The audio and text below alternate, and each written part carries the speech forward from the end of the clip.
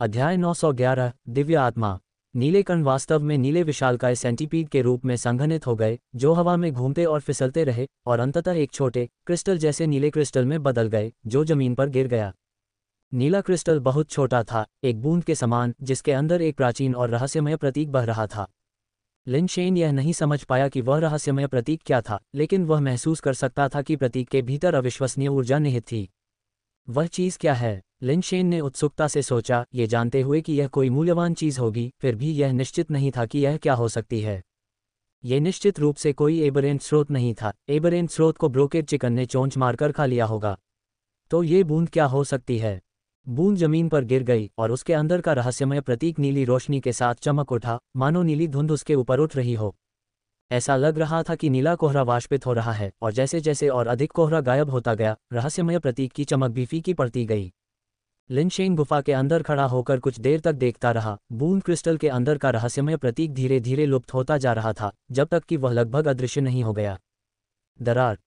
रहस्यमय प्रतीक के पूरी तरह से गायब हो जाने से बूंद टूटकर मलबे के ढेर में बदल गई। शुरुआत से अंत तक लिन शेन ने गुफा के अंदर जाने की हिम्मत नहीं की। वह जानता था कि वह बूंद निश्चित रूप से कुछ अच्छी चीज़ है, लेकिन उसने गुफा से बाहर एक कदम भी रखने की हिम्मत नहीं की। भले ही नीले विशालकाय सेंटीपीड की लाश अभी भी बाहर थी और उसके घाव से तरल पदार्थ रिस रहा था, लिन शेन का बाहर जाने का कोई इरादा नहीं था। कई छोटे सफ़ेद बाघों ने भोजन देखा और चुपचाप बाहर निकलना चाहते थे, लेकिन असामान्य रूप से अलग छोटे सफ़ेद बाघ ने उन्हें डांटा और तुरंत अपने सिर नीचे कर लिए और उदास होकर एक तरफ झुक गए। डेथ पाउडर अब तक बिल्कुल भी नहीं हिला था, शायद खतरे को भांपकर। यहाँ तक कि उसके जैसी पेटू चीज़ भी बाहर नहीं निकली, जिससे पता चलता है कि यह मामला निश्चित रूप से आसान नहीं था। लिन शेन ने इसके बारे में सोचा, पीछे मुड़ा और गुफा में वापस चला गया, ये देखने की योजना बना रहा था कि क्या पिछले समूह के लोगों द्वारा छोड़े गए उपकरण अभी भी इस्तेमाल किए जा सकते हैं। हिलना मत, बस इंतज़ार करो और बाहर देखो, बैंगनी हवेली परी अचानक बोली। लिन शेन दीवार के सहारे झुक गया और कुछ देर तक इंतजार करता रहा। अचानक उसने रंगीन ब्रोकेड चिकन को विभाजित पहाड़ की चोटी पर उछलते हुए देखा। उसकी डरावनी निगाहें गुफा की ओर घूम रही थीं। फिर वह नीले विशालकाय सेंटीपीड की लाश पर कूद पड़ा, उसे अपने पंजों से फाड़ दिया, नीले विशालकाय सेंटीपीड को टुकड़ों में चीर दिया और हड्डियों के जोड़ों से कुछ चोंच मार ली। लिन शेन के अंदर एक सिहरन दौड़ गई। ऐसा लग रहा था कि ब्रोकेड चिकन को पता था कि यहाँ लोग हैं, और वह मछली पकड़ने की तरह नीले विशालकाय सेंटीपीड की लाश को चारे के रूप में इस्तेमाल कर रहा था। किसी कारण से ब्रोकेड चिकन गुफा में नहीं गया, और यह स्पष्ट नहीं था कि इस गुफा में क्या विशेष था। भाग्यशाली हो कि तुम लालची नहीं थे, नहीं तो अब तक तुम्हारा सिर चोंच मारकर नोच लिया गया होता और तुम्हारा दिमाग सूख गया होता, बैंगनी हवेली परी की आवाज़ सुनाई दी। क्या आप जानते हैं कि यह किस प्रकार की विपथगामी प्रजाति है? लिन शेन ने पूछा। एक उच्च दिव्य जानवर, गिरे हुए फीनिक्स। वह चीज़ इंसानों के दिमाग को खाना पसंद करती है। जब वह बाहर हो तो बेहतर होगा कि आप टेलीपोर्टेशन स्टेशन को न छोड़ें, अन्यथा निश्चित रूप से एक आपदा होगी।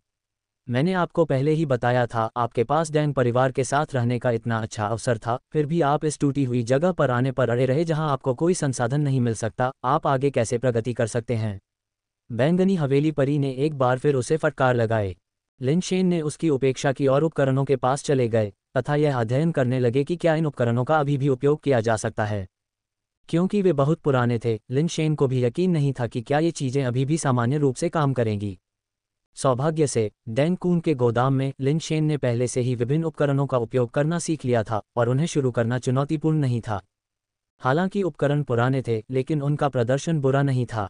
थोड़ी देर तक छेड़छाड़ करने के बाद लिन शेन ने पाया कि अधिकांश उपकरण अभी भी चालू थे। सेलेस्टियल कोर्ट के उत्पादों की उच्च गुणवत्ता की गारंटी है। इतने सालों के क्षरण के बाद भी वे अभी भी सामान्य रूप से काम कर सकते हैं। लिन शेन रोमांचित थे और जल्दी से ऑनलाइन जाकर जांच की कि उन्होंने जो ड्रॉपलेट क्रिस्टल देखा वह वास्तव में क्या था। जल्द ही उन्हें उत्तर मिल गया। वह बूंद कोई क्रिस्टल नहीं थी, बल्कि एक दिव्य आत्मा थी जो किसी उच्चतर सत्ता की ऊर्जा से रूपांतरित हुई थी। पथभ्रष्ट दिव्य कलाकृतियाँ, पथभ्रष्ट दिव्य आत्माएं तथा पथभ्रष्ट दिव्य आत्माएं, ये तीन प्रकार की पथभ्रष्ट दिव्य वस्तुएं हैं जिन्हें पथभ्रष्ट प्रजातियां जन्म दे सकती हैं।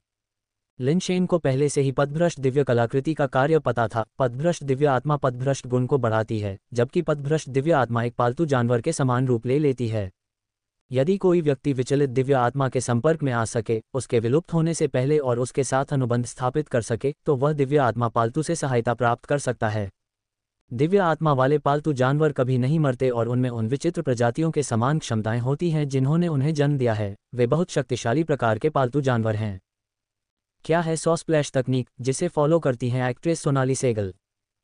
पति की ऊर्जा बढ़ाने के लिए रायपुर महिला ने बताया आसान उपाय। दुर्भाग्य से सामान्यतः विकृत प्रजातियां शायद ही कभी दिव्य आत्मा वाले पालतू जानवरों को जन्म देती हैं। आमतौर पर केवल उच्च विकृत प्रजातियां ही असामान्य दिव्य आत्माओं को जन्म दे सकती हैं। ऐसा इसलिए है क्योंकि ऊपरी विकृत प्रजातियों का भूत देवता के नियमों के साथ एकीकरण पहले से ही काफी मजबूत है। कोई यह कह सकता है कि विकृत दिव्य आत्मा एक जीवन रूप है जो ऊपरी विकृत प्रजातियों की अपनी ऊर्जा को भूत देवता के साथ जोड़ती है।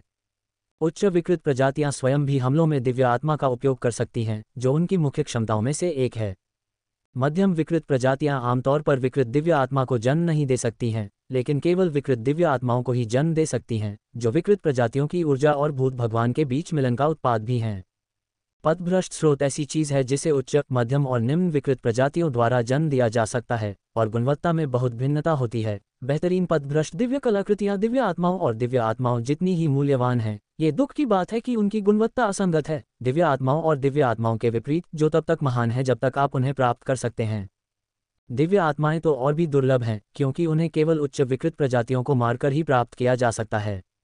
सामान्यतः जब कोई उच्च विकृत प्रजाति मरती है तो दिव्य आत्मा की सांद्रता अपर्याप्त होने के कारण ये तुरंत ही नष्ट हो जाती है, जिससे अनुबंध करना असंभव हो जाता है। उत्परिवर्तित विकृत प्रजातियों और दिव्य पशु विकृत प्रजातियों की मृत्यु के बाद उनकी दिव्य आत्माओं की दृढ़ता अधिक होती है, जिससे उनके साथ अनुबंध पूरा करना संभव हो जाता है। यदि लिन शेन को पहले पता होता कि वह बूंद कितनी कीमती है तो शायद वह लुभाया जाता, लेकिन उसने निश्चित रूप से दिव्य आत्मा को प्राप्त करने का जोखिम नहीं उठाया होता। वहां बाहर गिरे हुए फीनिक्स हैं। मुझे डर है कि ग्रह से बाहर निकलने की मेरी योजना को स्थगित करना पड़ेगा। लिन शेन ने दिव्य यात्रा विशाल शून्य फली का एक सेट खोला और महान शून्य दुनिया में प्रवेश किया। उसने समुद्र तट पर उभरत दुष्ट देवी को नहीं देखा, शायद समय की कमी के कारण, लेकिन लिन शेन परेशान नहीं था क्योंकि वह उसके लिए वहां नहीं था। लिन शेन ने डाक बर्ड मंदिर में प्रवेश किया और फिर कॉमर्स स्टार में चले गए। यहाँ व्यापारिक बाजार में लिन शेन अकेला था। उसने कॉमर्स स्टार पर कुछ आवश्यक जीवन यापन की वस्तुएं खरीदने के साथ साथ कुछ वस्तुएं बेचने की योजना बनाई थी।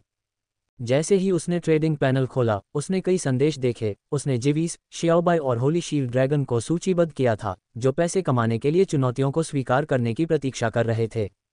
लेकिन चूंकि वे लंबे समय से यहाँ नहीं आए थे, इसलिए उन्होंने कोई चुनौती स्वीकार नहीं की थी। अप्रत्याशित रूप से इतना समय बीत जाने के बाद बहुत सारे लोग जिवेइस, जियाओबाई और होली शील्ड ड्रैगन को चुनौती देना चाहते थे। इसके विपरीत पहले कोई भी उन्हें चुनौती देने की हिम्मत नहीं करता था। लिन शेन ने इन चुनौती भरे संदेशों को नज़रअंदाज कर दिया क्योंकि वह आज पैसा कमाने में दिलचस्पी नहीं रखता था। उसे कुछ और महत्वपूर्ण बात सत्यापित करनी थी।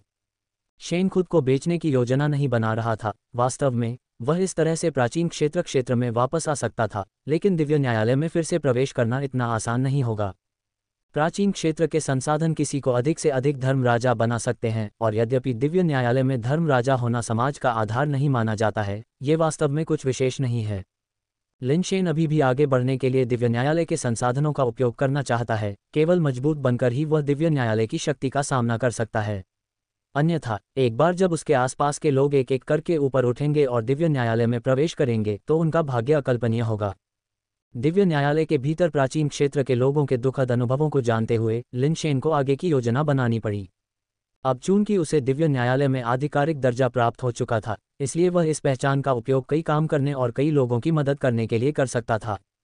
लिन शेन ने सेलेस्टियल कोर्ट में प्राप्त ज्ञान और वस्तुओं को तियानजून और प्राचीन क्षेत्र के अन्य लोगों को हस्तांतरित करना चाहा, लेकिन दुर्भाग्य से प्राचीन क्षेत्र और सेलेस्टियल कोर्ट के बीच सामान्य संचार असंभव था, इसलिए वह केवल कॉमर्स स्टार ट्रेडिंग प्रणाली का उपयोग कर सकता था। लिन शेन ने एक नोटबुक ली और सूर्य शूटिंग महान विधि की सामग्री को लिख लिया। उन्होंने दिव्य दरबार के मामलों के बारे में एक भी शब्द नहीं लिखा, क्योंकि दिव्य दरबार की स्थिति के बारे में समय से पहले जानना उनके लिए लाभदायक नहीं होता। इस समय सबसे महत्वपूर्ण बात यह है कि उन्हें यह बताया जाए कि अमरता का एक और मार्ग है और अमरता से परे उससे भी बड़ी शक्ति है। यदि प्राचीन क्षेत्र के लोग अपने क्षेत्र में सफलता प्राप्त कर सकें और अधिक शक्ति प्राप्त कर सकें, तो शायद भविष्य में उन्हें दिव्य न्यायालय में स्वयं को स्थापित करने का अवसर मिलेगा और उनका अंत प्रयोगशाला के चूहों की तरह नहीं होगा। इसलिए लिन शेन अब जानना चाहता है कि क्या दिव्य न्यायालय के दिव्य कौशल वास्तव में प्राचीन क्षेत्र में काम कर सकते हैं। उन्होंने सूर्य पीछा करने की महान विधि के स्थान पर सूर्य शूटिंग महान विधि को इसलिए चुना क्योंकि सूर्य शूटिंग महान विधि शुरुआती लोगों के लिए अपेक्षाकृत आसान है और सूर्य पीछा करने की महान विधि जितनी कठिन नहीं है। लिन शेन ने सूर्य शूटिंग महान विधि लिखने के बाद इसे ऐसा शीर्षक नहीं दिया, बल्कि इसके बजाय लिन शेन का अद्वितीय दिव्य कौशल लिखा और इसे 1 मिलियन कॉमर्स स्टार सिक्कों की उच्च कीमत के साथ कॉमर्स स्टार के व्यापार क्षेत्र में बिक्री के लिए सूचीबद्ध किया। 1 मिलियन कॉमर्स स्टार सिक्के एक अविश्वसनीय रूप से उच्च मूल्य है। औसत परिवारों के लिए इतनी अधिक तरलता उत्पन्न करना मुश्किल है। ये भी लिन शेन द्वारा आकस्मिक खरीद को रोकने के लिए एक जानबूझकर किया गया डिज़ाइन है। उसका नाम देखने के बाद तियानजुन और अन्य लोगों को शायद इसे खरीदना चाहिए। बेशक नाम सिर्फ एक पहलू है। लिन शेन ने कवर पर एक निशान बनाया जिसे सिर्फ तियानजुन, बड़ी बहन और वेई जैसे करीबी लोग ही पहचान सकते थे। इस नोटबुक की ऊंची कीमत ने प्राचीन क्षेत्र में तुरंत ही भारी विवाद को जन्म दे दिया। लिन शेन का अद्वितीय दिव्य कौशल, ये किस तरह का कचरा है? लिन शेन के स्तर और क्षमता के साथ वह अद्वितीय जैसी औसत दर्जे की किताब का दावा कैसे कर सकता है? पैसों को लेकर उसका दिमाग खराब हो गया है न? इसकी कीमत 10 लाख रखी है। अगर यह बिक सकता है तो मैं खुद भी 100 से ज़्यादा किताबें लिख सकता हूँ। 10 लाख या 1 लाख में नहीं, बल्कि 10,000 में बेचने पर भी बहुत पैसा कमाया जा सकता है। पूरी तरह से घोटाला, वाकई बहुत बड़ा घोटाला। वह वाकई पैसे कमाने के लिए कोई भी तरकीब सोच सकता है। लिन शेन का नाम इस्तेमाल करना बेकार है। आपको कम से कम किसी प्रसिद्ध व्यक्ति को तो ढूंढना चाहिए। किसी धर्मराजा का नाम इस्तेमाल करना भी काम करेगा। अधिकांश लोगों ने पुस्तक की लाखों डॉलर की कीमत पर उपहास किया, मुख्य रूप से इसलिए क्योंकि लिन शेन की प्रसिद्धि सेलेस्टियल रेस तक ही सीमित थी और उस चौंकाने वाली लड़ाई को केवल स्काई पिनेकल स्टार के कुछ सेलेस्टियल्स ने ही देखा था। जिन दिव्य लोगों ने उस युद्ध को देखा था उनके लिए लिन शेन एक देवता की तरह पूजनीय थे, लेकिन जिन लोगों ने व्यक्तिगत रूप से युद्ध नहीं देखा था, भले ही उन्होंने कुछ अफवाहें सुनी हो, वे लिन शेन को गंभीरता से नहीं लेंगे और सोचेंगे कि अफवाहें अतिरंजित थीं। तियानशुन को संदेश मिला और बड़ी बहन के साथ पुस्तक का कवर देखने के बाद उन्होंने तुरंत इसे खरीदने के लिए धन इकट्ठा करना शुरू कर दिया। हालांकि जब तक उन्होंने पर्याप्त धन इकट्ठा किया, उन्हें पता चला कि पुस्तक किसी और ने खरीद ली है, जिससे उनका दिल आधा ठंडा हो गया। चून की खरीदारी गुमनाम थी, इसलिए लिन शेन को भी पता नहीं था कि पुस्तक वास्तव में किसने खरीदी थी। कोई यह सोचेगा कि बाहरी लोग एक फटी हुई हस्तलिखित पुस्तक खरीदने के लिए बहुत पैसा खर्च नहीं करेंगे, है ना? लिन शेन ने सोचा कि कोई समस्या नहीं होगी, लेकिन वास्तव में एक समस्या थी, क्योंकि किसी ने वास्तव में लिन शेन की हस्तलिखित सूर्य शूटिंग महान विधि को खरीदने के लिए भाग्य खर्च किया था। मुझे यकीन नहीं हो रहा, किसी ने सचमुच इसे खरीद लिया। क्या ऐसा भी हो सकता है?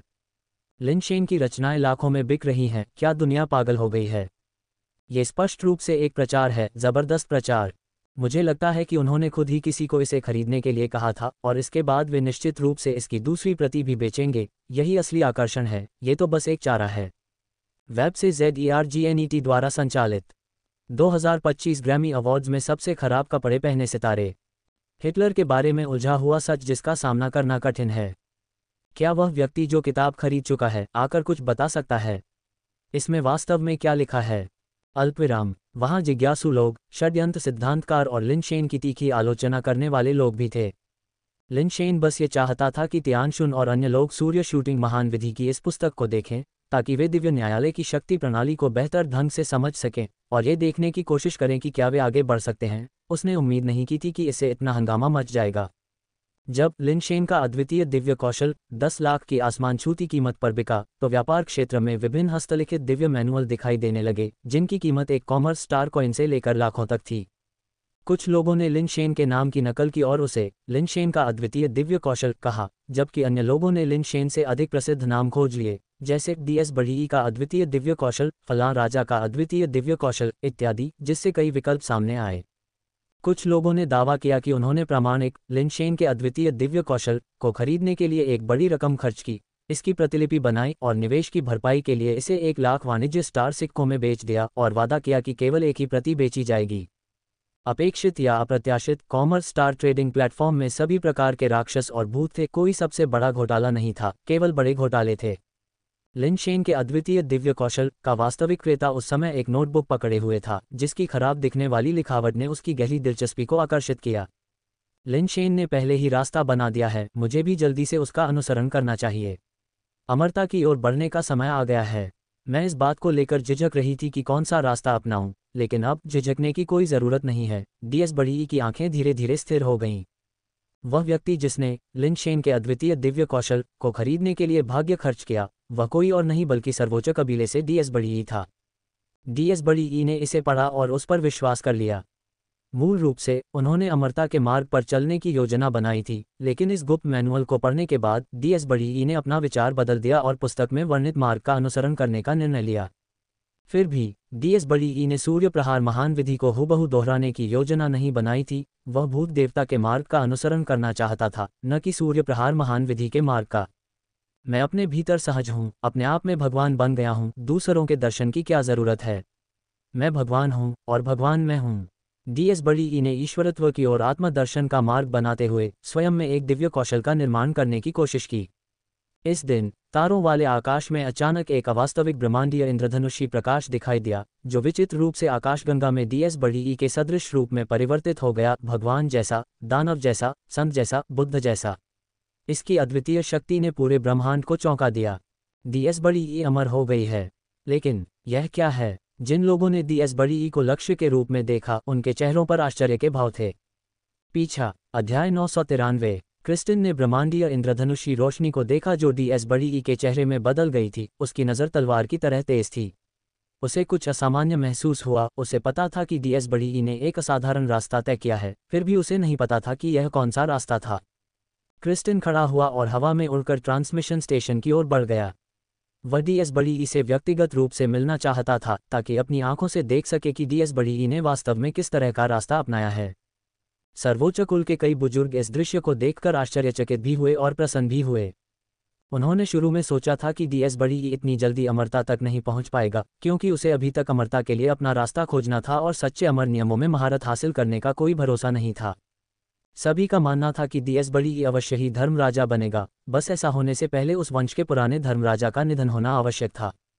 हालांकि डीएस बड़ी ई अप्रत्याशित रूप से अमर हो गया, और यहाँ तक कि उसने ब्रह्मांडीय इंद्रधनुषी प्रकाश जैसी विचित्र घटना को भी सक्रिय कर दिया, जिससे लोग इस बात को लेकर उलझन में पड़ गए कि क्या वह धर्मराजा बन गया है।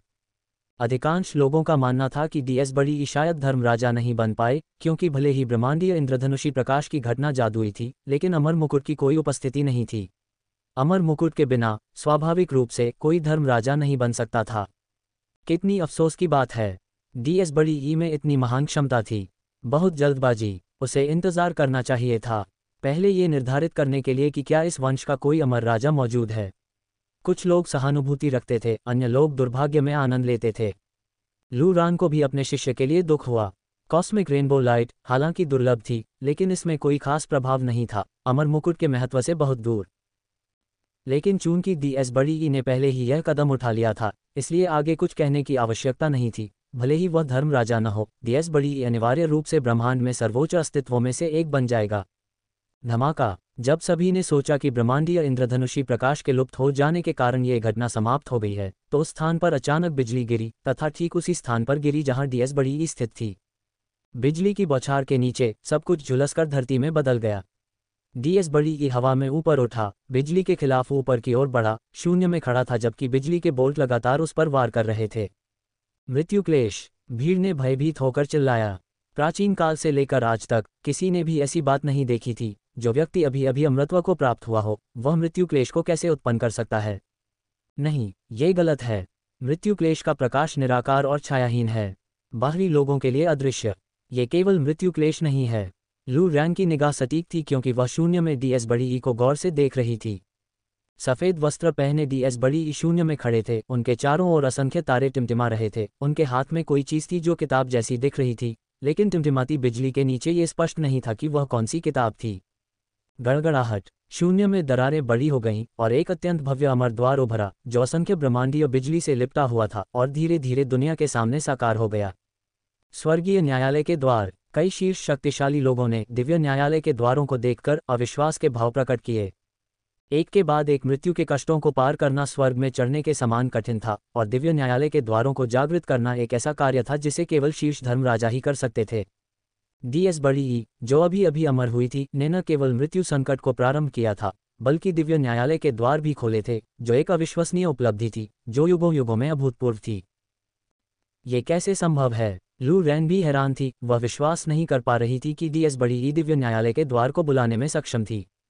ये जानते हुए कि डीएस बड़ी ई ने अमर मुकुट प्राप्त नहीं किया था, ये संकेत था कि उसे अभी भी सच्चे अमर कानून प्राप्त होने बाकी थे और वह अमर धर्म राजा नहीं था।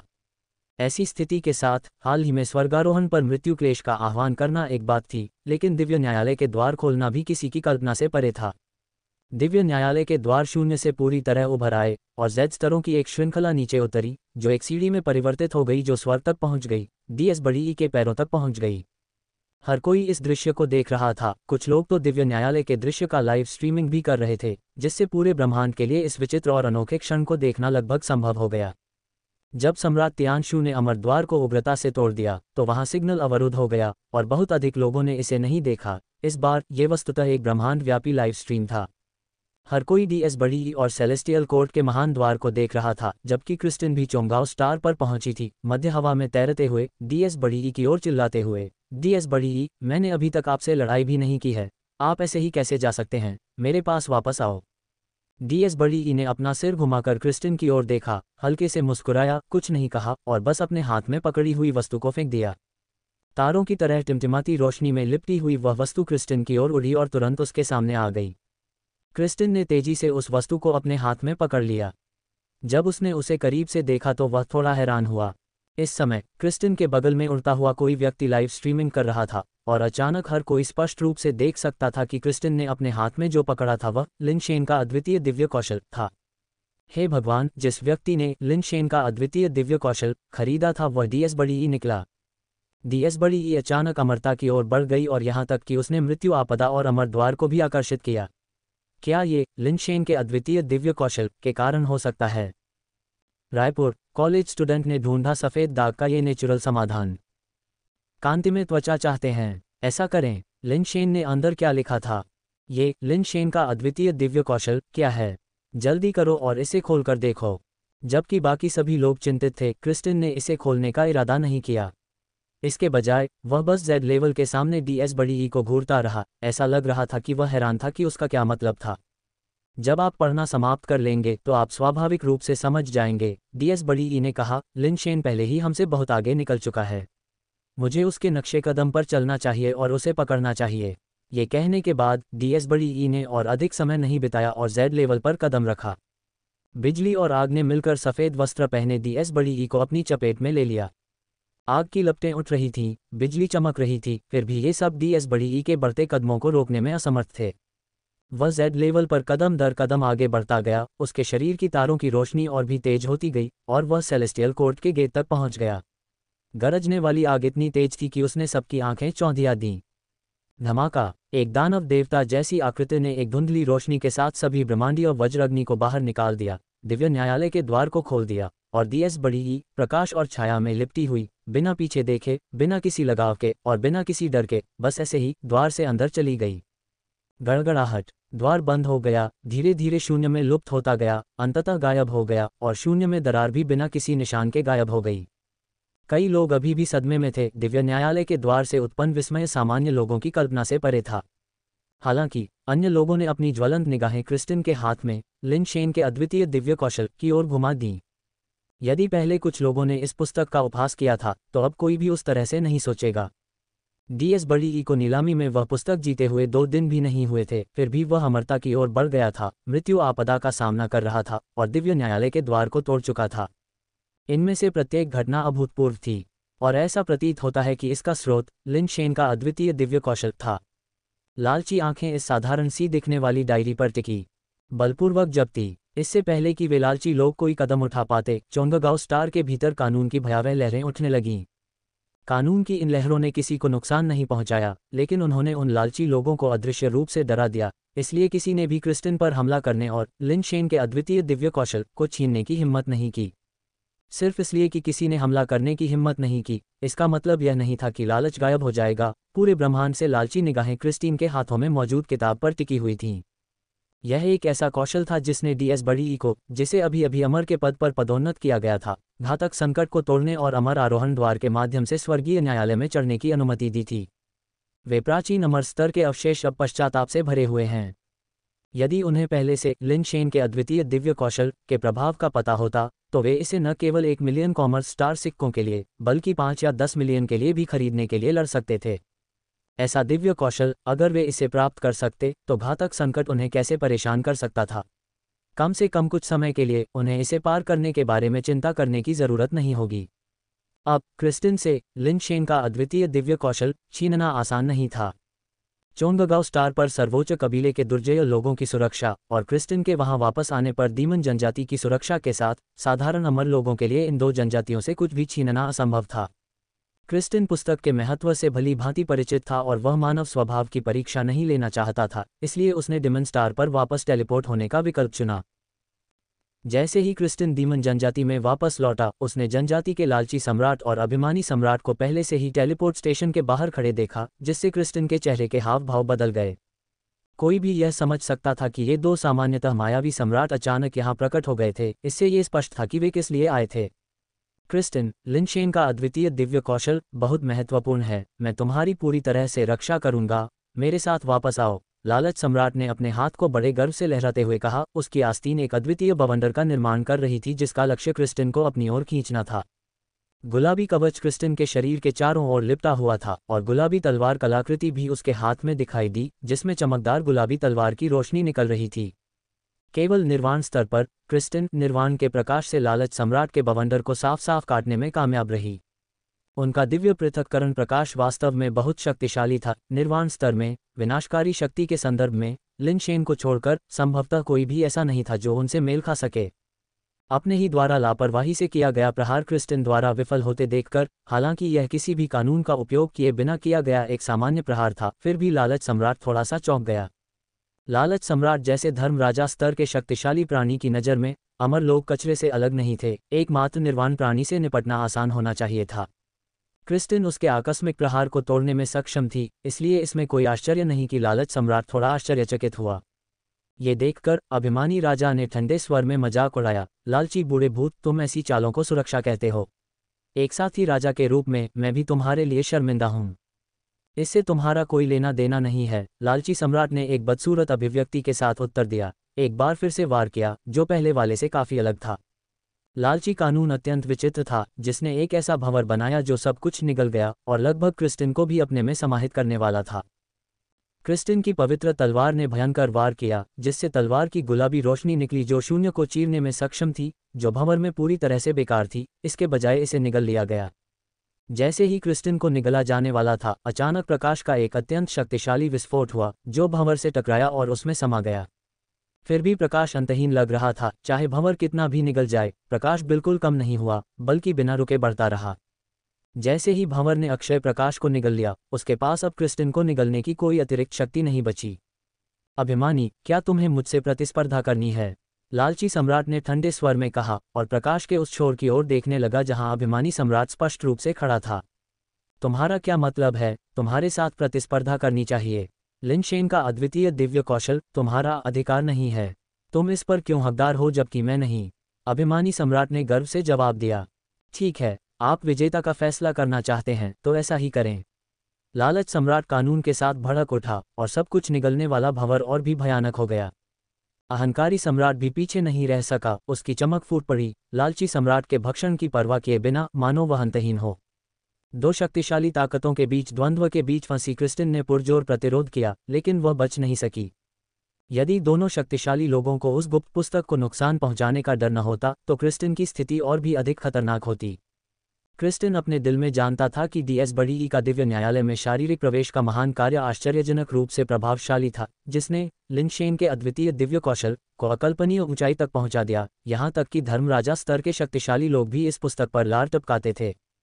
हालांकि क्रिस्टिन का विचार बहुत स्पष्ट था, ये पुस्तक निश्चित रूप से आशाजनक है, लेकिन यह उतनी महत्वपूर्ण नहीं है जितना अन्य लोग मानते हैं। डीएस बड़ी ई लिन शेन के अद्वितीय दिव्य कौशल का अध्ययन करने के बाद उस क्षेत्र में पहुंचे। क्योंकि डीएस बड़ी ई स्वयं अविश्वसनीय रूप से शक्तिशाली थे, इसका मतलब यह नहीं है कि अन्य लोग भी ऐसा कर सकते थे। लिन शेन का अद्वितीय दिव्य कौशल डीएस बड़ी ई की क्षमताओं में वृद्धि थी, लेकिन दूसरों के लिए ये समान प्रभाव नहीं डाल सकता है। लालची राजा और अहंकारी राजा इस बात से अनजान नहीं थे, बल्कि उनके स्तर पर मौत की विपत्ति को पार करना अविश्वसनीय रूप से कठिन था। वे थोड़ी सी भी उम्मीद नहीं छोड़ेंगे। क्रिस्टिन ने दांत पीसकर लिन शेन का अद्वितीय दिव्य कौशल निकाल लिया। अब उसके बचने का एकमात्र उपाय पुस्तक को नष्ट करना था। क्रिस्टिन को पुस्तक निकालते देख लालची सम्राट और अभिमानी सम्राट ने यद्यपि अपनी गतिविधियों को नहीं रोका, फिर भी पुस्तक को नष्ट होने के भय से उसे प्रभावित होने से बचाने के लिए अपनी शक्तियों पर नियंत्रण कर लिया। तुरंत ही क्रिस्टिन को लगा कि उस पर दबाव बहुत कम हो गया है। उसका दिल खुश हो गया। उसने जल्दी से किताब खोलकर पढ़ना शुरू कर दिया। उन्होंने 2 कारणों से पुस्तक को तुरंत नष्ट नहीं किया। इसका एक कारण तो स्वाभाविक रूप से ये था कि वह स्वयं पुस्तक को नष्ट करने के लिए अनिच्छुक थे। वह स्वयं देखना चाहते थे कि जिस पुस्तक की प्रशंसा डीएस बड़ी भी करते थे वह कितनी शक्तिशाली थी। इससे भी अधिक महत्वपूर्ण बात यह थी कि डीएस बड़ी ने कहा कि लिनशेन पहले ही आगे बढ़ चुका है और वह ये भी जानना चाहता था कि लिनशेन उससे कितनी दूर है। वह इस दिव्य कौशल का अभ्यास नहीं कर सकता, लेकिन वह इस बात से अनभिज्ञ नहीं रह सकता कि लिनशेन और डीएस बड़ी अब कहाँ खड़े हैं। दूसरा कारण यह है कि यदि वह पुस्तक को न देखे और उसे नष्ट कर दे तो वह स्वयं को तो बचा लेगा, लेकिन भविष्य का क्या होगा। इस पुस्तक के बिना लिनशेन से संबंधित लोग अभी भी अस्तित्व में थे। लिनशेन के गायब होने से कोई फर्क नहीं पड़ता, लेकिन लिनशेन के करीबी लोग बर्बाद हो सकते थे। इस पुस्तक को देखने के बाद अधिकांश लोग उससे केवल पुस्तक ही मांगेंगे, लिनशेन से संबंधित लोगों के पास नहीं जाएंगे। क्रिस्टिन ने शीघ्रता से पुस्तक को पढ़ लिया। अपनी योग्यता के कारण पढ़ते समय प्रत्येक शब्द को याद रखना उसके लिए कोई कठिन कार्य नहीं था। उसने उसे आसानी से याद कर लिया। मूलतः क्रिस्टिन पुस्तक को जल्दी से याद करके नष्ट करना चाहती थी, ताकि लालची सम्राट और अभिमानी सम्राट, जो पुस्तक की विषय वस्तु जानना चाहते थे, उसे नुकसान न पहुंचा सकें। इस प्रकार एक ही पत्थर से 3 पक्षियों को मारा गया। हालांकि जैसे जैसे वह पढ़ता गया, क्रिस्टिन की पढ़ने की गति धीमी होती गई। लिनशेन की अद्वितीय दिव्य कुशलता ने एक नया क्षेत्र खोल दिया जिसे उसने पहले कभी नहीं देखा था, और इसने क्रिस्टिन की दुनिया को एकदम से व्यापक बना दिया। कैसी दुनिया है जहां 2 प्राचीन धर्म राजा भी अपने ही कबीले की युवा पीढ़ी की संपत्ति छीन लेंगे। यह कोई आश्चर्य की बात नहीं है कि डीमन जनजाति लगातार कम होती जा रही है। तलवार संत सोफिया ने आह भरी, जो एक किसान महिला की तरह काली और खुरदरी त्वचा के साथ खेतों में काम कर रही थी। उसने आसमान की ओर देखा और असहायता से अपना सिर हिलाया, सोचने के लिए कि वे इतने लंबे समय तक जीवित रहे हैं और फिर भी जाने नहीं दे सकते। डीएस बड़ी की ताकत को अच्छी तरह से जानते हुए भी वे अभी भी उसकी पहचान के कारण लिनशेन के अद्वितीय दिव्य कौशल की लालसा करते हैं। ऐसा लगता है कि वे जितने बड़े होते जाते हैं उन्हें मौत से उतना ही डर लगता है, और वे उतने ही लालची होते जाते हैं। इन शब्दों के साथ सोफिया ने अपनी कुदाल को कसकर पकड़ लिया, अपनी पीठ सीधी कर ली और उसके अंदर से एक हल्की तलवार की मंशा निकलती हुई वह आगे बढ़ने के लिए तैयार हो गई।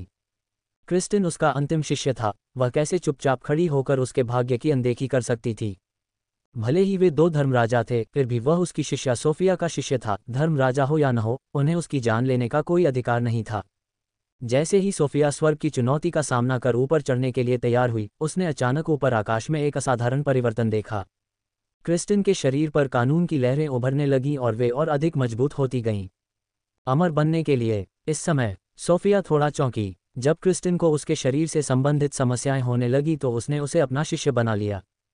सोफिया से बेहतर कोई नहीं जानता था कि क्रिस्टिन की यात्रा कितनी कठिन थी, लेकिन सोफिया ने कभी नहीं सोचा होगा कि क्रिस्टिन इस क्षण अमर हो जाएगी। ऐसा नहीं होना चाहिए, सोफिया ने थोड़ा सा मुंह सिकोड़ा।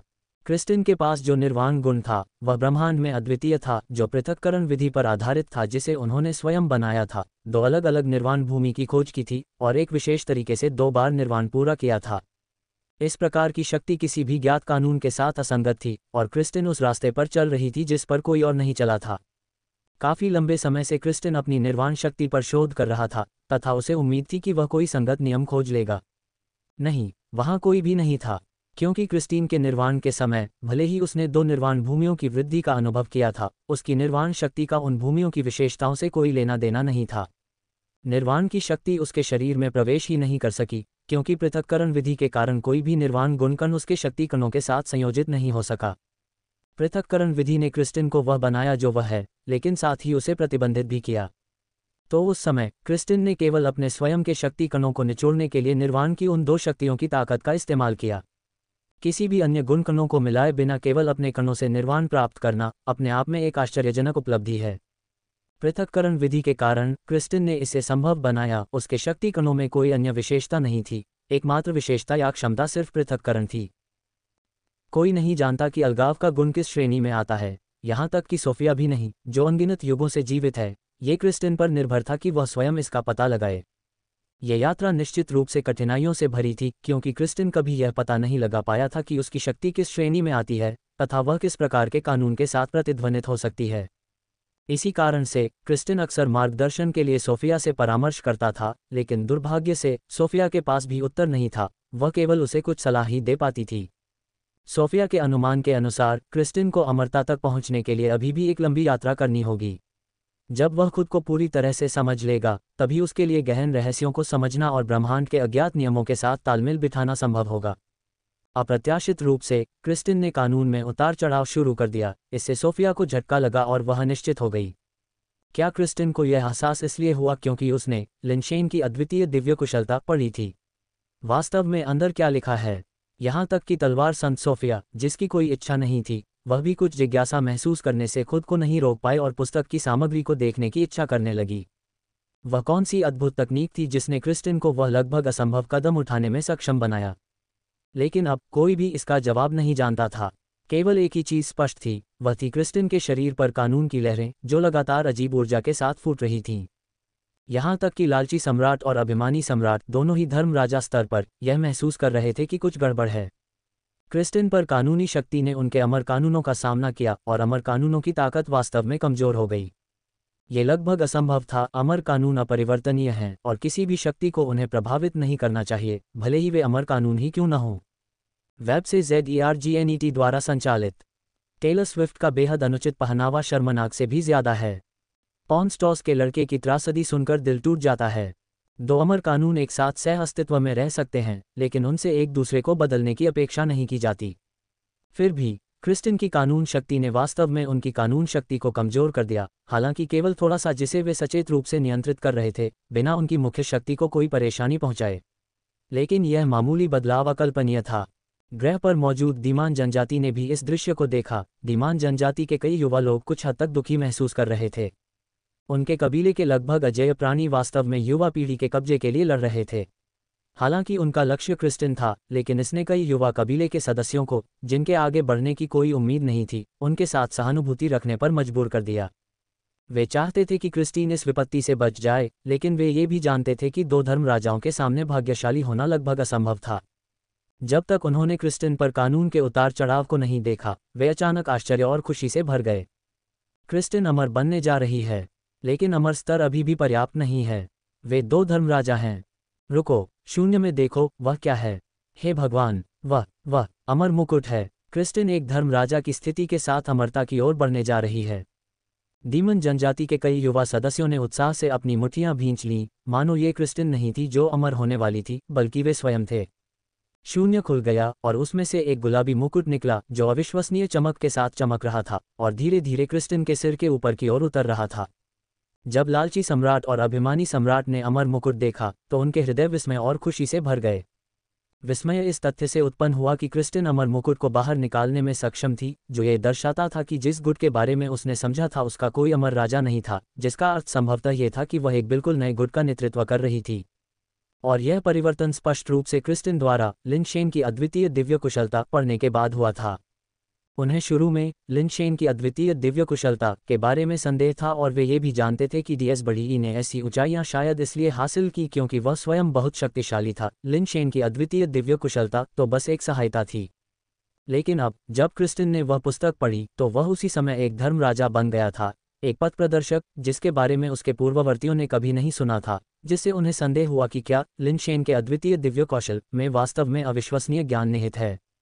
दोनों ने एक दूसरे को देखा, अचानक अपनी विरोधी शक्तियों को वापस ले लिया और उसी समय क्रिस्टिन पर हमला बोल दिया। वास्तव में उन्होंने क्रिस्टिन के धर्म राजा बनने से पहले उससे लिनशेन के अद्वितीय दिव्य कौशल को छीनने के लिए सेना में शामिल होने की योजना बनाई थी। तलवार ने मुकुट को काट डाला। बहुत बेशर्मी। दो राजाओं ने एक जूनियर से कुछ छीनने के लिए सेना में शामिल हो गए। बहुत शर्मनाक। क्या ये अभी भी लोग हैं? डीमन जनजाति के 90% से ज्यादा संसाधन उन ऊंचे और शक्तिशाली लोगों ने ले लिए हैं और अब वे इस छोटी सी चीज को भी छोड़ने से इनकार कर रहे हैं। कोई इस तरह कैसे जी सकता है? वाकई कोई उम्मीद नहीं दे रहा। सौभाग्य से क्रिस्टिन ने पहले ही लिनशेन के अद्वितीय दिव्य कौशल को देख लिया था और धर्म राजा के पद पर चढ़ गई थी, अन्यथा ये बहुत अनुचित होता। बाहरी लोगों द्वारा लूटा जाना एक बात है, लेकिन अपनी ही जाति द्वारा लूटा जाना पूरी तरह से बेशर्मी है। मुझे वाकई उम्मीद है कि क्रिस्टिन उन दो बूढ़े लोगों से निपट सकता है, लेकिन यह अफसोस की बात है कि वह अभी चढ़ा है। एक धर्म राजा के रूप में भी वह उन दो लोगों के साथ कैसे प्रतिस्पर्धा कर सकता है जिन्होंने न जाने कितने सालों तक साधना की है। ऐसा जरूरी नहीं है। क्रिस्टीन ने जो किताब पढ़ी है वह लिन शेन का अद्वितीय दिव्य कौशल है, वह दिव्य कौशल जिसने डीएस बड़ी ई को स्वर्ग की अवहेलना करने और अमर द्वार को तोड़ने की अनुमति दी। हो सकता है, वास्तव में एक संभावना हो सकती है।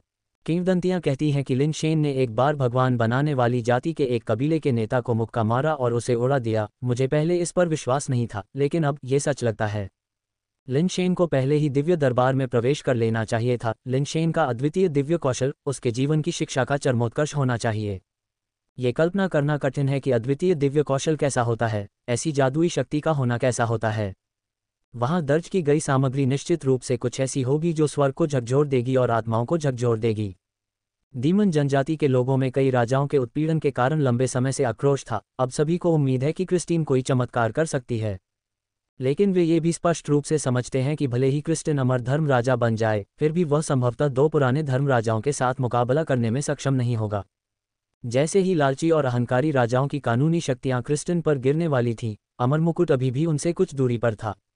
अचानक लोगों ने ऐसा दृश्य देखा कि वे अचंभित रह गए। क्रिस्टीन ने वास्तव में हाथ बढ़ाया और अमर मुकुट, जो अभी तक उसके सिर पर नहीं आया था, उठा लिया और उसे अपने ऊपर पहन लिया। जिस क्षण अमर मुकुट उसके सिर पर टिका, गुलाबी कानून शक्ति क्रिस्टीन के शरीर से ज्वालामुखी विस्फोट की तरह फूट पड़ी। लालची और अहंकारी राजाओं के अमर कानूनों ने प्रस्फुटित गुलाबी कानून शक्ति पर प्रहार किया और एक क्षण में बिना किसी निशान के गायब हो गए। ऊंची उठती गुलाबी लपटों के बीच क्रिस्टीन ने गुलाबी तलवार पकड़ ली। उसकी निगाह दोनों राजाओं पर टिकी थी और उसने अपनी तलवार को जोर से घुमाया। गुलाबी तलवार की रोशनी आकाश और पृथ्वी पर फैल गई। अपरिवर्तनीय अमर कानून गुलाबी तलवार की रोशनी के तहत तुरंत टूट गए। दोनों राजा चौंक गए और घबराहट में बचने लगे। तलवार की रोशनी से बचने के बाद उन्होंने पाया कि उनके सिर के मुकुट एक कोने से काट दिए गए थे। उनके दिल अत्यधिक सदमे और क्रोध से भर गए। अपरिवर्तनीय कानूनों को नहीं बदला जाना चाहिए, यह एक शाश्वत सत्य रहा है, लेकिन अब इस सत्य को क्रिस्टीन ने तोड़ दिया है, जिससे वे पूरी तरह भयभीत हो गए हैं। अब से डीमन स्टार में कोई राजा नहीं होगा जो कोई भी इसका विरोध करेगा। मेरी तलवार उसे मार डालेगी, क्रिस्टीन ने कहा और फिर वह डीमन स्टार में अकेले लौट आया। अब उसे दो लालची और अभिमानी राजाओं की परवाह नहीं थी। ये सुनकर दोनों राजा क्रोधित हो गए और उन्होंने डीमन स्टार पर पैर रखने का साहस नहीं किया, बल्कि पीछे मुड़कर चले गए। इस अविश्वसनीय दृश्य को देखने वाले लोगों ने देखा कि क्रिस्टीन की घोषणा के कारण दोनों राजा वास्तव में पीछे हट गए तथा डीमन स्टार में प्रवेश करने का साहस नहीं कर सके, जिससे उन्हें ऐसा महसूस हुआ जैसे वे सपना देख रहे थे। वह एक राजा था, आखिरकार डीमन जनजाति का सर्वोच्च अस्तित्व, यहाँ तक कि डीमन जनजाति के सम्राट को भी उनके सामने झुकना पड़ा। अब उन्होंने वास्तव में क्रिस्टीन के सामने सिर झुकाया। ये सचमुच अविश्वसनीय था। वे यह नहीं समझते कि क्रिस्टीन का नियम कितना गहन है। यह एक ऐसा अनोखा नियम है जो अमर नियमों को सीधे तौर पर ध्वस्त कर सकता है, जिसका दूसरा कभी अस्तित्व नहीं पा सकेगा। बेशक क्रिस्टीन ने वास्तव में अमर कानूनों को नहीं तोड़ा, उसका कानून अलगाव है। अमर कानूनों को बदला नहीं जा सकता, लेकिन उन्हें उन लोगों से अलग किया जा सकता है जो उनका इस्तेमाल करते हैं। एक बार कानून अलग हो जाएं तो मानवीय नियंत्रण के बिना वे स्वाभाविक रूप से बेकार हो जाते हैं।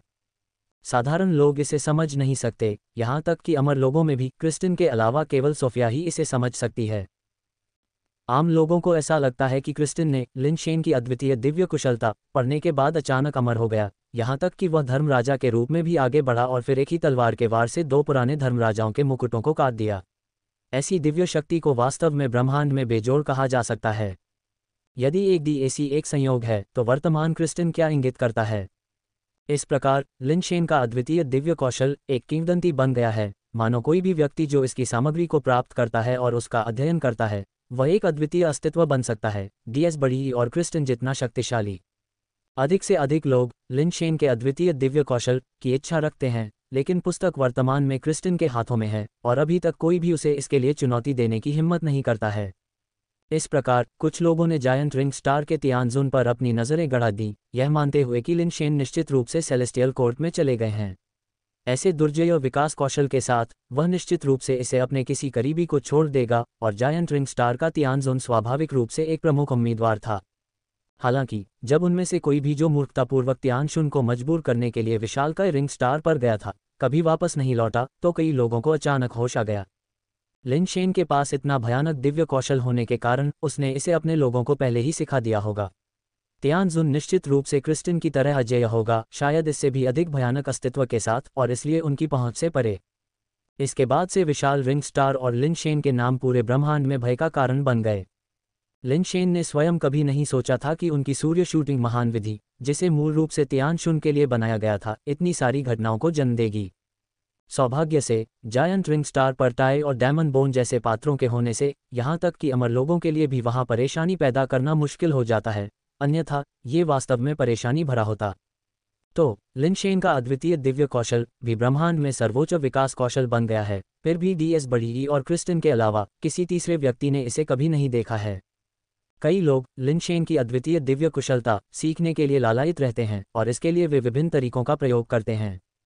कुछ लोग क्रिस्टन के शिष्य बनना चाहते हैं, अन्य लोग उसे खरीदने के लिए ऊंची कीमत चुकाने को तैयार हैं, भले ही इसके लिए उन्हें अपनी सारी संपत्ति एक झलक पाने के लिए खर्च करनी पड़े। यहाँ तक कि अमर स्तर के कई पुरातन प्राणी भी लिन शेन के अद्वितीय दिव्य कौशल की एक झलक पाने के लिए क्रिस्टन को अपना गुरु बनाने के लिए तैयार हैं, और अगर वह सहमत हो तो घुटने टेकने और क्रिस्टन को पिता कहने के लिए तैयार हैं।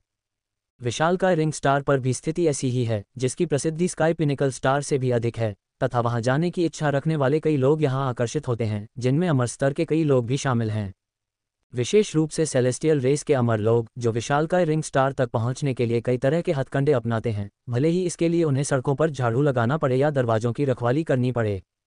स्वाभाविक रूप से वे वास्तव में सड़कों पर झाड़ू लगाना या फाटकों की रखवाली करना नहीं चाहते हैं, उनके दिल लिन शेन द्वारा छोड़े गए अद्वितीय दिव्य कौशल के लिए तरसते हैं। कॉमर्स स्टार के व्यापारिक क्षेत्र में लिन शेन के अद्वितीय दिव्य कौशल की विभिन्न हस्तलिखित प्रतियां बारिश के बाद बांस की टहनियों की तरह उग रही हैं। कहा जाता है कि कुछ संस्करण लिन शेन द्वारा स्वयं लिखे गए हैं, कुछ तियानशुन द्वारा कॉपी किए गए हैं, कुछ DS बड़ी से लिए गए हैं, तथा कुछ क्रिस्टन द्वारा एनोटेट किए गए हैं, जिससे उन्हें देखने वाले चकित रह जाते हैं तथा उन्हें समझ में नहीं आता कि क्या चुनें। शेन इस बात से अनजान थे कि उनके द्वारा जारी की गई सूर्य शूटिंग महान विधि ने इतना हंगामा मचा दिया था। अभी भी वह सोच रहे थे कि क्या तियानजून और उनके समूह ने सूर्य शूटिंग महान विधि प्राप्त की थी और क्या वे इसे समझ सकते हैं। हालांकि लिन शेन को जल्द ही एहसास हुआ कि कुछ गड़बड़ है, क्योंकि कॉमर्स स्टार के व्यापारिक क्षेत्र में उन्होंने लिन शेन के अद्वितीय दिव्य कौशल के कई नकली संस्करण देखे, जो सभी विभिन्न प्रकार के थे। यद्यपि उसे यह नहीं पता था कि वास्तव में क्या हुआ था, फिर भी इन पुस्तकों के शीर्षकों से ही लिन शेन को पता चल गया था कि उसकी सूर्य शूटिंग महान विधि संभवतः तियानशुन और उसके समूह तक नहीं पहुंची थी।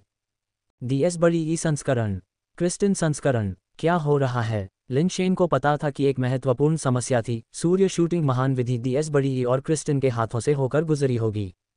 लिन शेन हैरान था, क्योंकि ये दोनों अलग अलग नस्लों के थे और आमतौर पर ज्यादा बातचीत नहीं करते थे। अगर उनमें से किसी ने सन शूटिंग ग्रेड मेथड खरीदा, तो क्या वे वास्तव में इसे साझा कर सकते हैं? फिलहाल इसका पता लगाने में असमर्थ, लेकिन इसने लिन शेन को यह महसूस करने से नहीं रोका कि लिन शेन का अद्वितीय दिव्य कौशल प्राचीन क्षेत्र में बहुत लोकप्रिय था। पायरेटेड प्रतियां बेचने वालों की संख्या से ही यह स्पष्ट था कि DS बड़ी और क्रिस्टन के हाथों में सन शूटिंग ग्रेड मेथड के साथ कुछ तो हुआ होगा, जिसके परिणामस्वरूप इतनी सारी पायरेटेड प्रतियां बिक गईं। पायरेटेड दिव्य कौशलों में अधिकांश में इन दो व्यक्तियों के नाम का उपयोग किया गया था। ऐसा लगता है कि सूर्य शूटिंग महान विधि तियानजून के हाथों तक नहीं पहुंची, मुझे क्या करना चाहिए? लिन शेन को सिरदर्द होने लगा, जब तक कि वह व्यक्तिगत रूप से वापस नहीं जाता, यहाँ से खबर पहुंचाना वास्तव में मुश्किल होगा। अचानक लिन शेन के मन में एक विचार आया, वर्तमान परिस्थितियों में यह एक बेहतरीन अवसर है। चूंकि मेरा दिव्य कौशल इतना लोकप्रिय है, हालांकि यह तियानजून तक नहीं पहुंचा, फिर भी यह उम्मीद के मुताबिक ही निकला। अब जब इतने सारे लोग मेरे द्वारा लिखे गए दिव्य कौशल को सीखना चाहते हैं, तो क्यों न मैं एक और किताब लिखूं, जिसमें इनहेरिटेंस फैन की इनहेरिटेंस कल्टीवेशन विधियां शामिल हों। अगर कोई इसे खरीदता है और इसे बड़े पैमाने पर सीखा जा सकता है, तो क्या इससे मुझे बहुत फायदा नहीं होगा? आगे सोचने पर लिन शेन ने खुद को दुविधा में पाया, क्योंकि लिन शेन का दिव्य कौशल नाम पहले से ही कॉमर्स स्टार के ट्रेडिंग क्षेत्र में बहुत ज़्यादा इस्तेमाल किया जा चुका था। अगर वह फिर से लिखने के लिए अपने नाम का इस्तेमाल करता, तो शायद लोगों को ये समझाना मुश्किल होता कि वह लेखक है। इसके अलावा अपने स्वयं के नाम का उपयोग करते हुए उन्हें चिंता थी कि इस बार तियानशुन और उनका समूह पूरी तरह से तैयार हो सकता है और इसे सीधे खरीदने से समस्याएं पैदा हो सकती हैं। लेकिन अपने नाम का उपयोग किए बिना वह लोकप्रियता की लहर पर सवार नहीं हो पाते, जिससे लिन शेन मुश्किल स्थिति में आ जाते। लिन शेन ने इनहेरिटेंस फैन निकाला, उस पर लिखी इनहेरिटेंस स्क्रिप्ट को ध्यान से देखा। जैसे जैसे उसकी अपनी रैंक बढ़ती गई, उस पर लिखी सामग्री भी कुछ हद तक बदल गई। आरोहण स्तर की विरासत साधना विधियों की तुलना में निर्वाण स्तर की विरासत साधना विधियों में बहुत अधिक सामग्री थी। बहुत विचार विमर्श के बाद लिनशेन ने विरासत की साधना विधियों को नोट किया और कवर पर एक नौटंकी के रूप में भूत देवता कानूनों पर कुछ विचार जोड़े और इसका शीर्षक दिया लिनशेन का अद्वितीय दिव्य कौशल, परिचयात्मक खंड, दैनिक अद्यतन संस्करण। इसे लिखने के बाद लिनशेन ने इसे ट्रेडिंग क्षेत्र में सूचीबद्ध किया और इसकी कीमत एक कॉमर्स स्टार कॉइन रखी। प्रवेश स्तर के पियरलेस डिवाइन स्किल, जिसकी कीमत केवल एक कॉमर्स स्टार कॉइन थी, ने शुरुआत में ज़्यादा ध्यान आकर्षित नहीं किया और यहाँ तक कि अन्य लिनशेन के डिवाइन स्किल संस्करणों से भी अधिक प्रभावित हुआ। सौभाग्य से ब्रह्मांडीय ब्रह्मांड में कई उत्सुक व्यक्ति हैं। ये जल्द ही पता चला कि यह पुस्तक अन्य नकली पुस्तकों से अलग थी, न केवल इसलिए कि यह हस्तलिखित थी, बल्कि इसलिए भी कि लिखावट पिछली लिनशेन की अद्वितीय दिव्य कौशल के समान थी, जिसके एक ही लेखक द्वारा होने का संदेह था। चूंकि इसकी कीमत केवल एक कॉमर्स स्टार सिक्का थी, इसलिए इसे तुरंत किसी ने खरीद लिया और जांच करने पर पता चला कि यह एक खजाना है। लिनशेन जल्दी में नहीं था और अगले दिन उसने उसी नाम से एक और किताब टांग दी। जब पुस्तक सूचीबद्ध हो गई और तुरंत ही उसे ले लिया गया तो लिनशेन को पता चल गया कि वह सफल हो गया है, क्योंकि लोगों ने इस पुस्तक को प्रामाणिक मान लिया था। लिनशेन चिंतित नहीं था और बस हर दिन एक किताब लटका दिया। बेशक ये बात की किताबें लिनशेन द्वारा स्वयं नहीं लिखी गई थीं, बल्कि ज़ियाओयू द्वारा उनकी लिखावट की नकल करके लिखी गई थीं। लिनशेन खुद हाल ही में व्यापार क्षेत्र पर ज़्यादा ध्यान नहीं दे रहे हैं। सटीक रूप से कहें तो वे प्राचीन क्षेत्र के व्यापार क्षेत्र पर ध्यान केंद्रित नहीं कर रहे हैं। लिनशेन ने पहले ही पता लगा लिया था कि कॉमर्स स्टार की ट्रेडिंग प्रणाली में वास्तव में दो प्रणालियां हैं। एक है प्राचीन क्षेत्र की सामान्य कॉमर्स स्टार ट्रेडिंग प्रणाली और दूसरी है ग्रेट वॉल ट्रेडिंग प्रणाली। दोनों ट्रेडिंग सिस्टम एक दूसरे के साथ हस्तक्षेप नहीं करते हैं और उनके बीच कोई अंतर्विरोध नहीं है। कॉमर्स स्टार ट्रेडिंग सिस्टम में कॉमर्स स्टार कॉइन का उपयोग किया जाता है, जबकि ग्रेट वॉलेट सिस्टम में ग्रेट वॉलेट कॉइन का उपयोग किया जाता है। ग्रेट वॉलेट ट्रेडिंग सिस्टम में ट्रेडिंग क्षेत्र में बिक्री के लिए रखी गई वस्तुएं स्पष्ट रूप से सेलेस्टियल कोर्ट के लोगों द्वारा बेची जाती हैं, जिनमें विभिन्न प्रकार के एबरेंट लिक्विड, एबरेंट सोर्स और यहाँ तक कि कुछ दिव्य आत्माएं और दिव्य आत्माएं भी बेची जाती हैं। यह अज्ञात है कि वे उन्हें कैसे संरक्षित करते हैं। ये व्यापार प्रणाली स्पष्ट रूप से महान शून्य दुनिया से जुड़ी हुई है। लिनशेन इस बात पर विचार कर रहा है कि सेलेस्टियल कोर्ट से आइटम को प्राचीन क्षेत्र में बेचा जाए या नहीं, ताकि वहां के लोगों को ये समझ में आ सके कि सेलेस्टियल कोर्ट आइटम क्या हैं, या शायद उन्हें सीधे प्राचीन क्षेत्र में उच्च स्तरों पर चढ़ने के लिए उपयोग किया जाए। बेशक लिनशेन को भी कम कीमत पर खरीदकर और ऊंचे दाम पर बेचकर लाभ हो सकता है। हालांकि कुछ विचार के बाद लिनशेन ने फिलहाल इस विचार को त्यागने का फैसला किया, क्योंकि सेलेस्टियल कोर्ट के पास प्राचीन क्षेत्र के लिए एक विशेष निगरानी पद्धति है, जैसे कि कॉस्मिक रेनबो लाइट, जो संभवतः प्राचीन क्षेत्र के लोगों के लिए निगरानी पद्धति है। लिनशेन को संदेह है कि यदि उसने वास्तव में प्राचीन क्षेत्र में वस्तुओं की तस्करी शुरू कर दी तो उसे तुरंत दिव्य न्यायालय द्वारा खोज लिया जाएगा और इससे खरीदारों को भी नुकसान हो सकता है। अस्थायी रूप से मानव तस्करी के विचार को त्यागने के बाद लिनशेन को एक और दिलचस्प बात पता चली। दोनों ट्रेडिंग प्रणालियां पूरी तरह से स्वतंत्र नहीं हैं। कॉमर्स स्टार प्लेटफॉर्म के माध्यम से इन दोनों प्रणालियों की मुद्राओं का वास्तव में आदान प्रदान किया जा सकता है। एक कॉमर्स स्टार सिक्के को एक महान शून्य सिक्के के लिए एक्सचेंज किया जा सकता है, जिसका अर्थ है कि लिनशेन के वर्तमान मिलियन फंड को 1 मिलियन महान शून्य सिक्कों के लिए एक्सचेंज किया जा सकता है। हाल ही में लिनशेन इस बात पर शोध कर रहे हैं कि ग्रेट वॉलेट कॉइन की क्रय शक्ति वास्तव में कैसी है और क्या ग्रेट वॉलेट ट्रेडिंग क्षेत्र में आइटम खरीदने के लिए कॉमर्स स्टार कॉइन का उपयोग करना उचित है। वास्तव में उसे बहुत अधिक खोजने की आवश्यकता नहीं है। एक नज़र में ही यह स्पष्ट हो जाता है कि यह निश्चित रूप से इसके लायक है और वास्तव में एक सौदा है। कॉमर्स स्टार कॉइन की क्रय शक्ति वास्तव में मजबूत है, लेकिन ग्रेट वॉलेट कॉइन स्पष्ट रूप से बेहतर है। ग्रेट वॉलेट ट्रेडिंग क्षेत्र में वस्तुएं मूलतः विकृत प्रजाति की सामग्रियां हैं जो अमर स्तर की वस्तुओं के समतुल्य हैं। एक साधारण निम्नतर एबरेंट स्रोत एक महान शून्य सिक्के के लिए बेचा जा सकता है और प्राचीन क्षेत्र में यह चीज़ एक शक्तिशाली अमर स्तर की दिव्य कलाकृति होगी। लिनशेन को लगता है कि वह प्राचीन क्षेत्र में कुछ साधारण एबरेंट दैवीय कलाकृतियों को आसानी से बेच सकता है और बिना किसी प्रयास के हजारों कॉमर्स स्टार सिक्के कमा सकता है और यह खरीदारी का उन्माद भी पैदा कर सकता है। बेशक लिनशेन वर्तमान में तस्करी की योजना नहीं बना रहा है, लेकिन 1 मिलियन फंड के साथ ग्रेट वॉलेट क्षेत्र में उसकी क्रय शक्ति बहुत मजबूत है। इस विनिमय दर के लिए निश्चित रूप से प्राचीन क्षेत्र में पैसा कमाना और महान शून्य क्षेत्र में खर्च करना आवश्यक है। लिनशेन ने महान शून्य क्षेत्र के उत्पादों को ब्राउज किया, कुछ ऐसी चीजें खरीदने की योजना बनाई जो उसके लिए उपयोगी हों। दिव्य आत्माओं को उपयोग करने के लिए कम से कम एक मध्यम दिव्य प्राणी की क्षमता की आवश्यकता होती है और दिव्य आत्माएं ऐसी वस्तुएं हैं जिनका उपयोग केवल एक उच्च दिव्य प्राणी ही कर सकता है। वास्तव में लिनशेन अभी तक इन दो वस्तुओं का उपयोग नहीं कर सकता है, इसलिए उन्हें खरीदना बहुत उपयोगी नहीं होगा। इसलिए लिन शेन ने मुख्य रूप से अपना ध्यान विभिन्न विकृत प्रजातियों के संसाधनों और पथभ्रष्ट स्रोतों पर केंद्रित कर दिया, जो कि पथभ्रष्ट दिव्य कलाकृतियां हैं। विभिन्न प्रकार की दिव्य कलाकृतियां विविध हैं, जिनमें हथियार, कवच, लबादे, हार, अंगूठियां आदि शामिल हैं। चूंकि उनके गुण अलग अलग हैं, इसलिए उनकी क्षमताएं भी अलग अलग हैं। निम्न दिव्य कलाकृतियों में आमतौर पर रैंक प्रतिबंध नहीं होते हैं, लेकिन मध्य दिव्य कलाकृतियों और उच्च दिव्य कलाकृतियों में आमतौर पर रैंक की आवश्यकताएं होती हैं, और लिन शेन ने उन्हें खरीदा था, शायद उनका उपयोग नहीं कर सकता था, इसलिए उसने मुख्य रूप से निम्न दिव्य कलाकृतियों को देखा। शेन को निम्न दिव्य कलाकृतियों का उपयोग करने पर लाभ मिलता है। उसका लॉ मैट्रिक्स अधिकांश लॉ श्रृंखला की आवश्यकताओं को पूरा कर सकता है, जिसका अर्थ है कि वह विभिन्न श्रृंखलाओं की कलाकृतियों का उपयोग कर सकता है, एक ऐसा कार्य जिसे अधिकांश दिव्य प्राणी नहीं कर सकते। सामान्यतः दिव्य प्राणी केवल अपनी ही श्रृंखला की कलाकृतियों का उपयोग कर सकते हैं तथा उन्हें विभिन्न श्रृंखलाओं की कलाकृतियों के साथ अनुकूलन करना कठिन लगता है। लिन शेन अब पर्याप्त रूप से उच्च फायरिंग गति के साथ एक पिस्तौल दिव्य कलाकृति की तलाश कर रहा है। उसकी ताकत एक औसत निम्न दिव्य प्राणी की तुलना में अधिक है, लेकिन उसकी गति बहुत धीमी है। यदि वह पर्याप्त तीव्र गति से गोली चलाने वाली एक पिस्तौल दिव्य कलाकृति खरीद सकता है, तो वह अपनी गति बढ़ाने के लिए 7 स्टेप्स वारलाइक फायर सीड की शक्ति का उपयोग कर सकता है। इसके अलावा सुपर बेस दिव्य शॉट की विलक्षण विशेषता को पिस्तौल दिव्य कलाकृति द्वारा भी प्रदर्शित किया जा सकता है। लिन शेन का लक्ष्य सरल है, एक तेज फायरिंग गति प्राप्त करना जिसमें विनाशकारी शक्ति पर विचार न किया जाए। सुपर बेस दिव्य शॉट वृद्धि के साथ जब तक उसकी गोलियां हिट होती हैं, तब तक अधिकांश दिव्य प्राणियों को शायद इसका सामना करना मुश्किल होगा। लिन शेन ने पाया कि हथियार दिव्य कलाकृतियों में पिस्तौल विशेष रूप से लोकप्रिय नहीं हैं, और उनकी कीमतें आमतौर पर समान स्तर और गुणवत्ता वाली अन्य कलाकृतियों की तुलना में कम होती हैं। बेशक उच्च गुणवत्ता वाले सामान अभी भी मूल्यवान हैं, लेकिन समान गुणवत्ता वाले सामान की कीमत थोड़ी कम होती है। कुछ देर सोचने के बाद उसे मोटे तौर पर समझ में आ गया कि ऐसा क्यों था। क्योंकि इस प्रकार के हथियार में फायरिंग गति और विनाशकारी शक्ति की अंतर्निहित सीमाएं होती हैं। ठंडे हथियार दिव्य कलाकृतियों के विपरीत, जिनकी शक्ति धारक की अपनी ताकत से संबंधित होती है। पिस्तौल प्रकार की कलाकृतियों के लिए इसकी शक्ति पर उपयोगकर्ता का प्रभाव अपेक्षाकृत कम होता है। ठंडे हथियार दिव्य कलाकृतियों की तरह प्रत्यक्ष नहीं होता है, जिसके कारण ये स्थिति उत्पन्न होती है।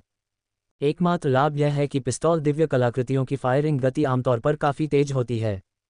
हालांकि निम्न दिव्य कलाकृतियों की गति अधिकतम 20,000 तक ही पहुंच सकती है, यहां तक कि सबसे अच्छी गुणवत्ता वाली निम्न दिव्य कलाकृति पिस्तौल के लिए भी, क्योंकि यह एक सीमित विशेषता है। तो इस बिंदु पर असामान्य लक्षण महत्वपूर्ण हो जाते हैं। लिन शेन एक पिस्तौल दिव्य कलाकृति की तलाश कर रहा है जिसमें असामान्य लक्षण हो जो गति को काफ़ी बढ़ा सके। सबसे आदर्श स्वाभाविक रूप से या तो लाइट सीरीज विशेषता या टाइम सीरीज विशेषता होगी, लेकिन वे अत्यधिक दुर्लभ हैं। ऐसी विशेषताओं वाली कलाकृतियां, यहां तक कि कम लोकप्रिय पिस्तौलें भी सस्ते में नहीं बेची जाएंगी।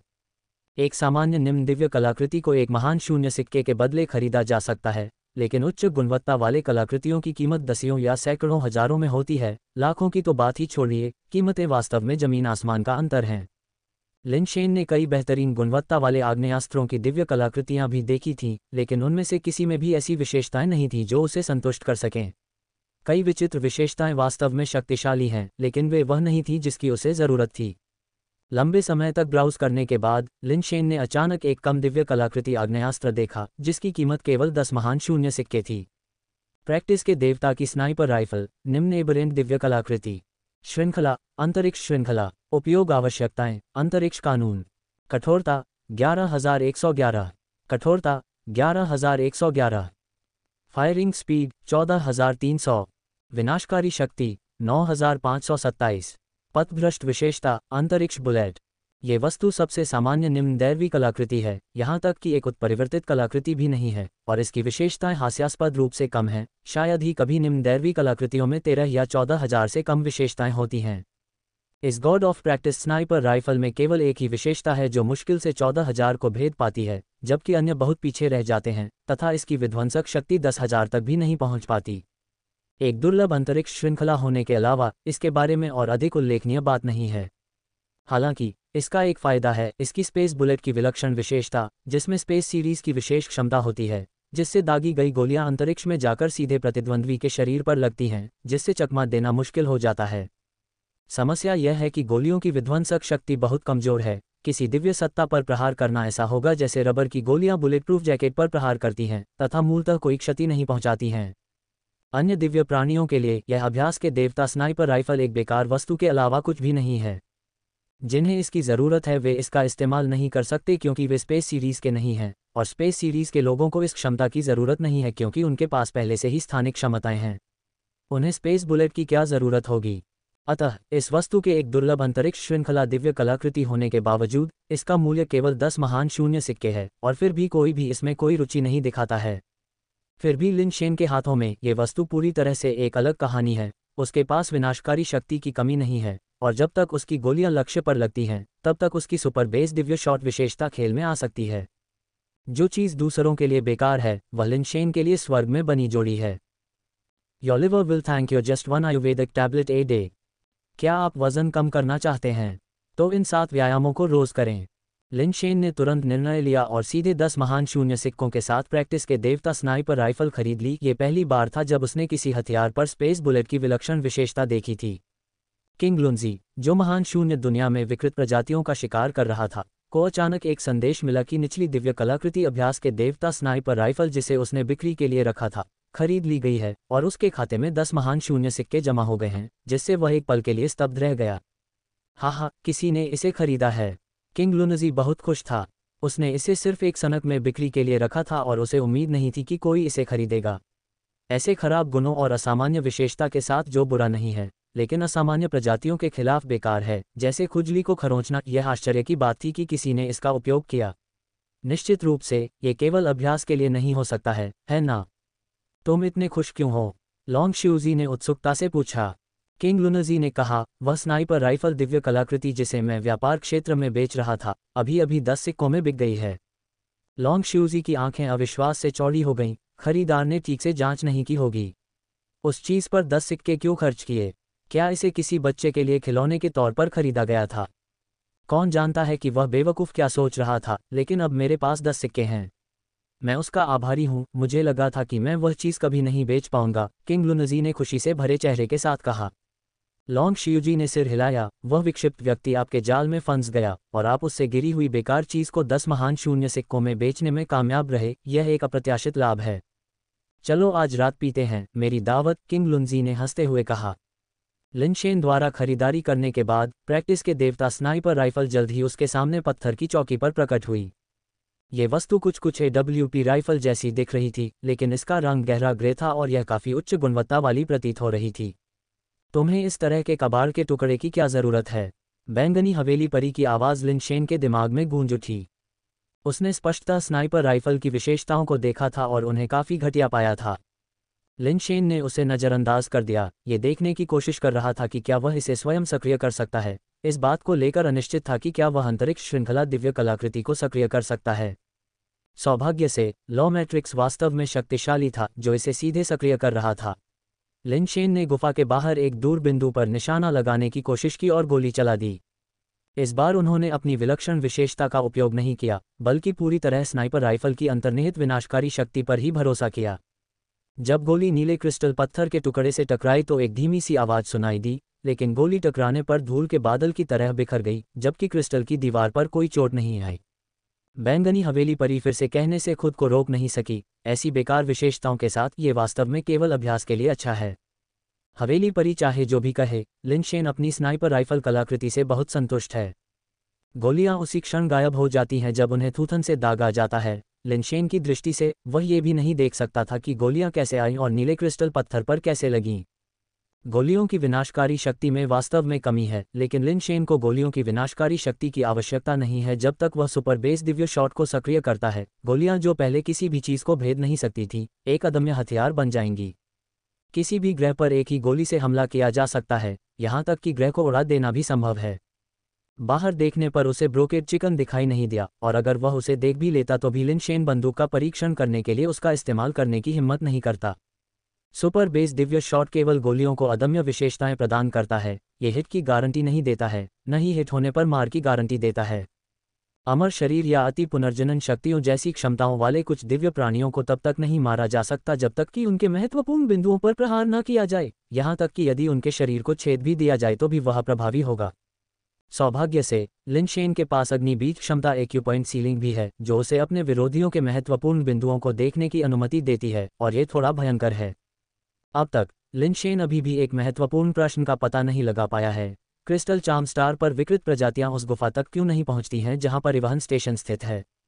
ये स्थिति सभी ग्रहों के लिए सत्य नहीं है, नहीं सभी परिवहन स्टेशनों को ऐसा व्यवहार प्राप्त होता है। क्रिस्टल चार्म स्टार पर परिवहन स्टेशन स्पष्ट रूप से एक विशेष स्थान है। हालांकि लिन शेन ने यहाँ कई बार खोज की है लेकिन इस जगह के बारे में कुछ भी असामान्य नहीं पाया है। उन्होंने इंटरनेट पर भी बहुत सारी जानकारी खोजी लेकिन कोई फायदा नहीं हुआ। व्यवहारिक रूप से किसी को भी इस बात की जानकारी नहीं है कि विकृत प्रजाति क्रिस्टल चार्म स्टार पर परिवहन स्टेशन के पास नहीं पहुंचती है। कारण उतना महत्वपूर्ण नहीं है। लिन शेन वास्तव में ये जानना चाहता है कि क्या किसी भी स्थिति में विकृत प्रजातियां परिवहन स्टेशन के पास नहीं जाएंगी, या यदि उत्तेजित हो जाएं, तो वे बाकी सब चीज़ों की परवाह किए बिना स्टेशन में भाग जाएंगी। यदि यह पहला विकल्प है तो लिन शेन साहपूर्वक स्नाइपर राइफल का उपयोग करके ऊपरी विकृत प्रजातियों का शिकार करने की कोशिश कर सकता है, और जो चीज़ें उसे मिलती हैं उन्हें कॉमर्स स्टार पर पैसे के लिए बदला जा सकता है। यदि वह उन्हें स्वयं उपयोग नहीं कर सकता है, यह एक बहुत बड़ी संपत्ति हो सकती है। दोबारा सोचने पर यह असंभव लगता है। यदि यह सचमुच इतना आसान था तो क्रिस्टल चार्म स्टार के पिछले मालिकों ने इस विधि के बारे में कैसे नहीं सोचा? लिन शेन को नहीं लगता कि वे दिव्य प्राणी उससे अधिक मूर्ख होंगे। इसके विपरीत उनका दिमाग लिन शेन से भी अधिक प्रभावी हो सकता है। इसलिए लिन शेन बाहर ब्रोकेड चिकन को निशाना बनाने की हिम्मत नहीं करता है। उसे लगता है कि अगर ब्रोकेड चिकन वास्तव में चिढ़ गया तो वह निश्चित रूप से अंदर भाग सकता है। भोजन के लिए चिल्लाते हुए 4 छोटे सफ़ेद बाघ शावकों ने लिन शेन की विचार श्रृंखला को बाधित कर दिया। लिन शेन ने उन्हें कुछ एबरेंट लिक्विड पिलाया और अब कोई भी विशेष छोटे सफ़ेद बाघ और अन्य शावकों के बीच अंतर स्पष्ट रूप से देख सकता था। ये सभी सफ़ेद हैं, लेकिन जहां अन्य 3 छोटे सफ़ेद बाघों का रंग शुद्ध सफ़ेद है, वहीं विशेष छोटा सफ़ेद बाघ दूधिया सफ़ेद है, विशेष रूप से चमकीला नहीं। अपने आप में ये पहले से ही बहुत सफ़ेद है, लेकिन जब इसे अन्य 3 छोटे सफ़ेद बाघों के साथ रखा जाता है तो इसका फर ठंडा नहीं बल्कि गर्म दिखाई देता है। वही भोजन खाने से इसका शरीर का आकार अब अन्य 3 छोटे सफ़ेद बाघों की तुलना में लगभग 1/3 बड़ा है, और इस प्रवृत्ति का पालन करते हुए ये निश्चित रूप से अपने माता पिता के आकार को पार कर जाएगा। क्योंकि इसके माता पिता आकार में बड़े नहीं हैं, इसलिए उस गुरुत्वाकर्षण वातावरण में प्राणियों का आकार वास्तव में बहुत बड़ा नहीं होगा। इसके माता पिता को सामान्य माना जाता है, शायद औसत से थोड़ा बड़ा भी। यह विशेष छोटा सफ़ेद बाघ स्पष्ट रूप से एक विचित्र प्राणी है जिसका आकार तेजी से बढ़ रहा है। मुझे तुम्हें नाम देना चाहिए, अन्यथा जब तुम बड़े हो जाओगे तो नए नामों की आदत डालना मुश्किल हो जाएगा।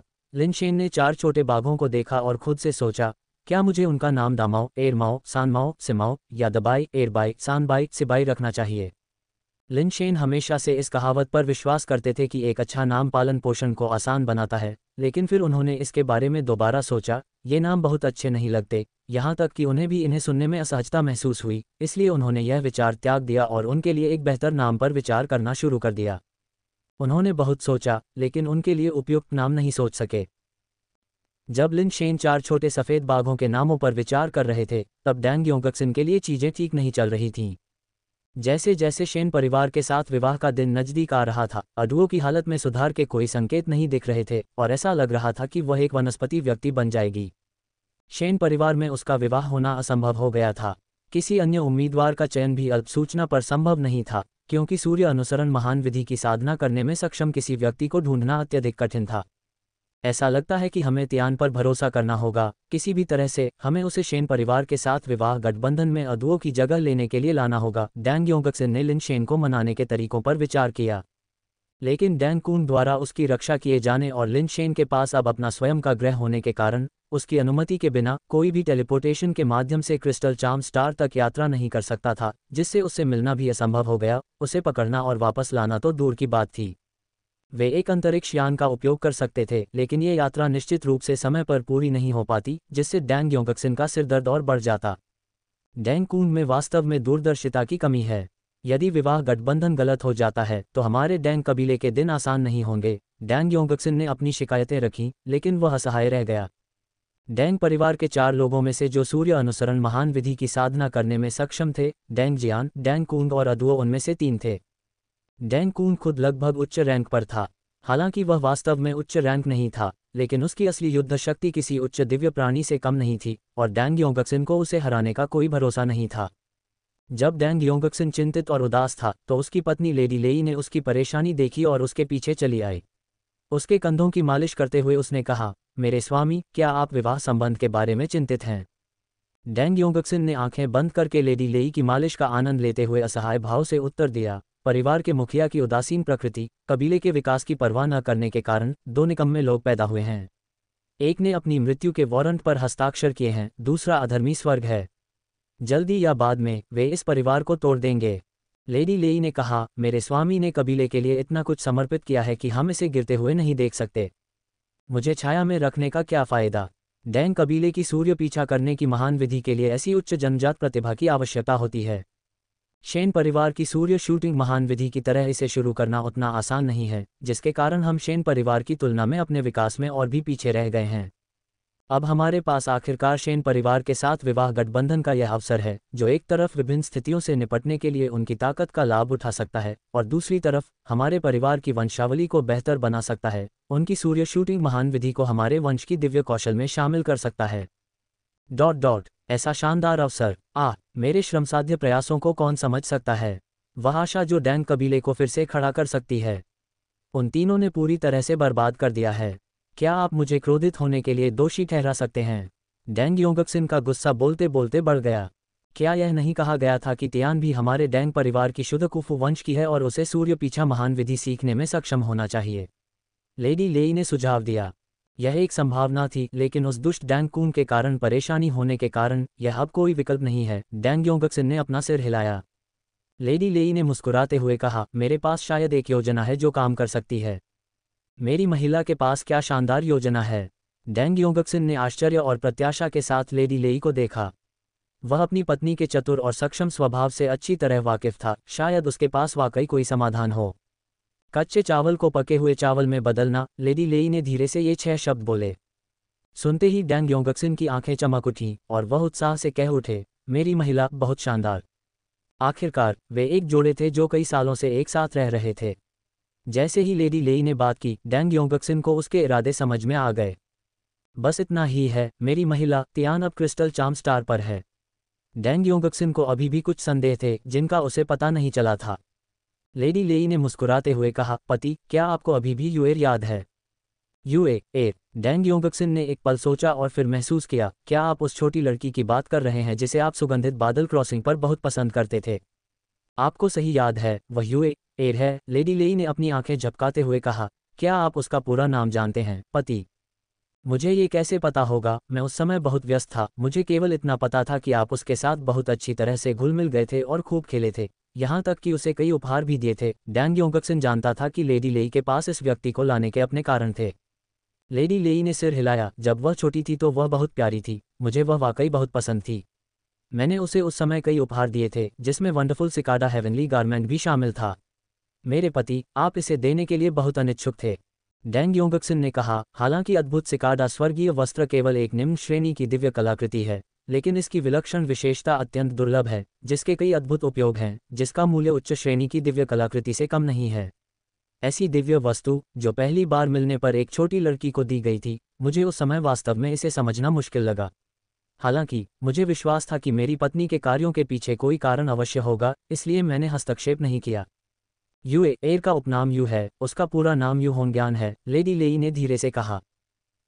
यू होंग्यान, ये नाम इतना परिचित क्यों लग रहा है? स्वर्गीय होंग्यान, शादी के लाल धागे के हॉल स्तरीय ग्रैंड मास्टर यू होंग्यान। डैंग योंगक्सिन की आंखें अविश्वास में चौड़ी हो गईं। उन्होंने कभी नहीं सोचा था कि अतीत की छोटी यूएर आज की यू होंग्यान होगी। लेडी लेई ने सिर हिलाया। शुरू में मैं सिर्फ इतना जानती थी कि वह यू परिवार से ताल्लुक़ रखती है और यू परिवार में उसका जन्म नीच नहीं होना चाहिए। मैं सिर्फ उसके जरिए यू परिवार के साथ कुछ रिश्ता बनाए रखना चाहती थी, लेकिन मैंने कभी नहीं सोचा था कि उसमें इतनी प्रतिभा होगी। अब 20 साल से भी कम समय में वह पहले से ही एक उच्च दिव्य प्राणी बन चुकी है, और इससे भी बढ़कर वह ब्रह्मांड में प्रसिद्ध स्वर्गीय होंग्यान बन गई है, ऐसा कुछ जिसकी मैंने कभी उम्मीद नहीं की थी। क्या मेरी महिला अभी भी यू होंग्यान के संपर्क में है? डैंग योंगक्सिन ने यह सुनकर उत्सुकता से पूछा।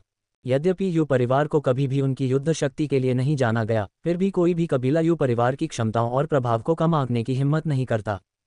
यू परिवार का पैतृक दिव्य कौशल प्रथम स्तरीय आकाश विवाहपथ का सर्वोच्च दिव्य कौशल है, जो दुनिया में बेजोड़ एक अद्वितीय अध्ययन है।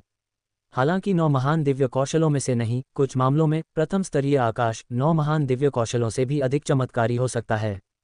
हम हमेशा संपर्क में रहे हैं, कभी भी टूटा नहीं। यूएर ने मुझे कुछ समय पहले एक हेयरपिन भी भेजा था। लेडी लेई ने अपने बालों से हेयरपिन निकाला और उसे देखने के लिए डैंग योंगक्सिन को दे दिया। इसे देखते हुए डैंग योंगक्सिन ने तुरंत आश्चर्य से कहा, यह एक उच्च श्रेणी की दिव्य कलाकृति है। मैं यूए से तियान को शेन किंगयुन से लाल धागे से जोड़ने के लिए कह सकती हूँ, ताकि अगर तियान तैयार न भी हो तो भी स्वर्ग के विवाह कानून की अवहेलना करना मुश्किल हो जाएगा और हमें उसे खोजने की ज़रूरत नहीं पड़ेगी।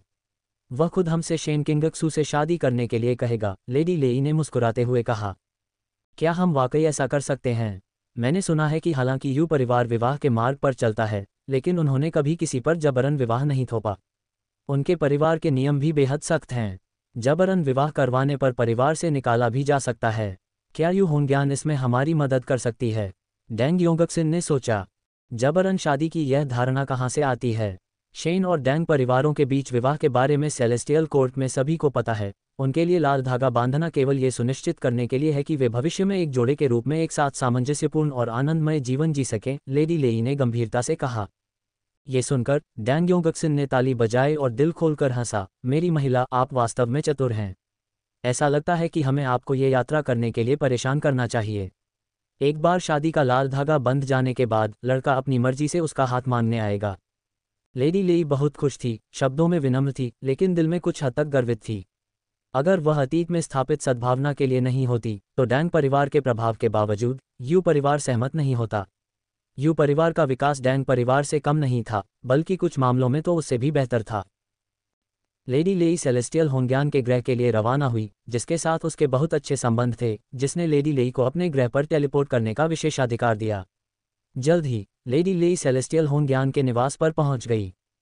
लेडी लेई को आते देख सेलेस्टियल होंग्यान के चेहरे पर मुस्कान आ गई। सिस्टर लेई, आप मुझसे मिलने यहाँ क्यों आए हैं? क्या आपको घर के ढेर सारे काम निपटाने की ज़रूरत नहीं है? यूए, क्या तुम शिकायत कर रही हो कि तुम्हारी बहन इतने लंबे समय से तुमसे मिलने नहीं आई? लेकिन तुम मुझे दोष नहीं दे सकती। तुम अभी तक शादीशुदा नहीं हो और इन बातों को नहीं समझोगी। भविष्य में जब तुम्हारा पति होगा तो तुम स्वाभाविक रूप से अपनी बहन की कठिनाइयों को समझोगी। लेडी लेई ने खुद को सहज बनाया और निमंत्रण की प्रतीक्षा किए बिना सेलेस्टियल होंग्यान के पास बैठ गई।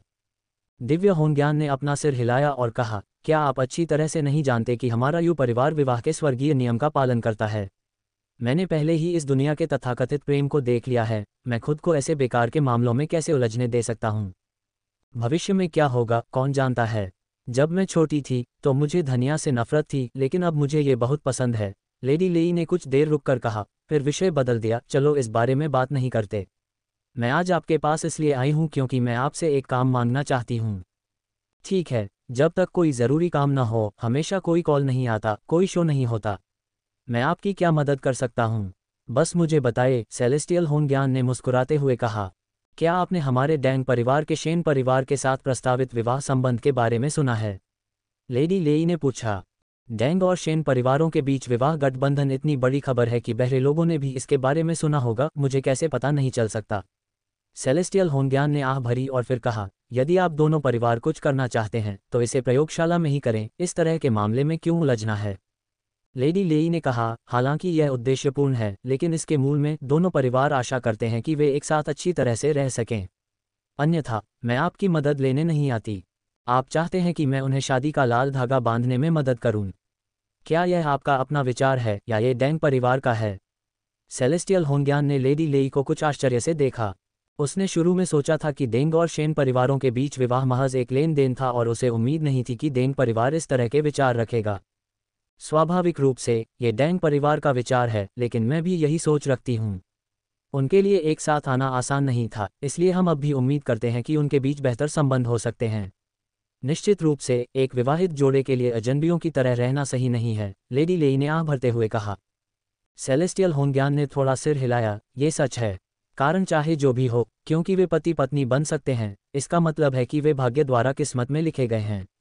उनके लिए शादी का धागा बांधना कोई समस्या नहीं होनी चाहिए। वैसे आपके परिवार वाले जिस व्यक्ति से शादी की उम्मीद कर रहे हैं उसका नाम क्या है? तियान। उसका उपनाम तियान है और उसका पूरा नाम डेंगादुओ है। हालांकि हम आमतौर पर उसे तियान कहते हैं, लेडी लेई ने मुस्कुराते हुए कहा। मुझे उसका एक वीडियो या एक फ़ोटो लाओ। सेलेस्टियल होंग्यान ने इस बारे में ज़्यादा नहीं सोचा। शेन और डैंग परिवारों के बीच शादी के बारे में सभी को पता है, इसलिए इतनी बड़ी घटना के करीब आने पर कोई भी मोड़ आने की संभावना नहीं है। इसके अलावा डेंग परिवार उसकी मदद मांग रहा है, क्या गलत हो सकता है?